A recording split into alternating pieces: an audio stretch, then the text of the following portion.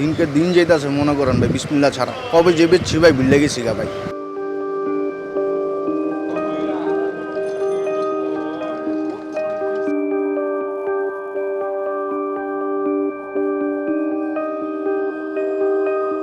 বিক্রি খুবই খারাপ হইতেছে, ভালো হইতেছে না, ব্যবসা বাণিজ্য খুবই খারাপ অবস্থা। দেখেন না সারাদিন এই যে বেচা কিনি নাই, এই যে বৈশা রয়েছি আমরা সবাই খাইলা, আমাদের বেচা কিনি খুবই খারাপ।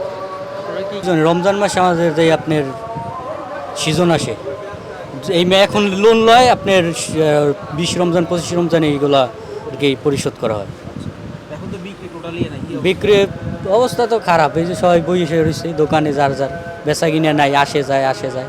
আমাদের পার্টি পত্র দোকান পুরা গেছে, টাকা পয়সা পাই নাই, তারা দিচ্ছে না টাকা পয়সা, এই জন্য আর কি ক্ষতির ভিতরেই আছি, অনেক ক্ষতির ভিতরে। আগে বিক্রি কেমন হইতো, এখন কেমন হচ্ছে? এখন ব্যবসার পরিস্থিতি অনেক খারাপ। বাংলাদেশের পরিস্থিতির সাথে ব্যবসার পরিস্থিতি, বাংলাদেশের পরিস্থিতিও ভালো না, ব্যবসার পরিস্থিতিও ভালো না।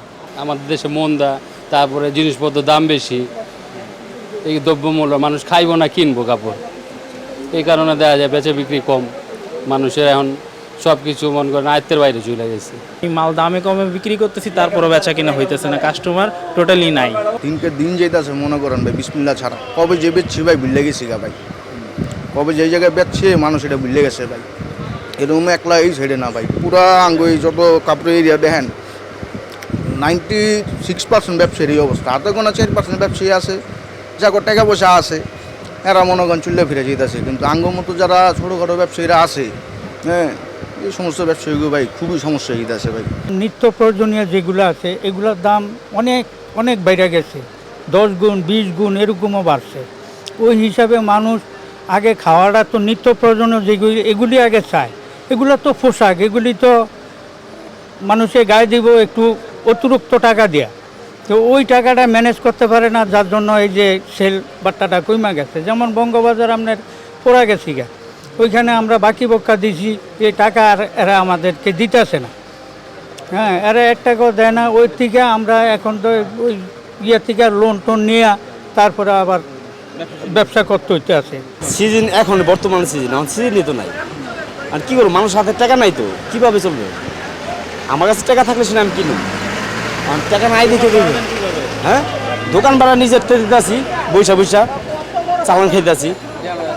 সকাল 8টার থেকে এই যে এখন বাজে হলো আপনার 1:30, এখনো বসায়, এখনো বিচ্ছিন্ন হয়নি।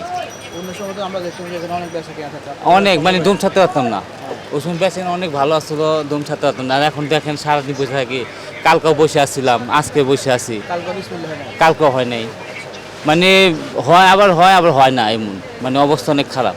বিভিন্ন জায়গায় আপনার বড় বড় শোরুম হওয়ার কারণে এখন আর এদিকে কাস্টমার খুব কম আসে, এই জন্য বেচাকিনি খুব কম। আগের দৈনিক আমাদের 2 লাখ 2.5 লাখ টাকার মতো সেল করতাম।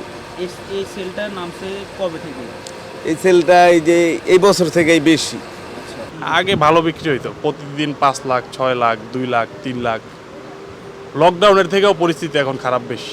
লকডাউনে আমরা সকাল 10টায় দোকান খুলতাম, বিকাল 3টায় বন্ধ করতাম আর কি। যখন বন্ধ ছিল তারপরও মাঝে মাঝে খুলতাম, বিক্রি হইতো। এখন বিক্রি নাই।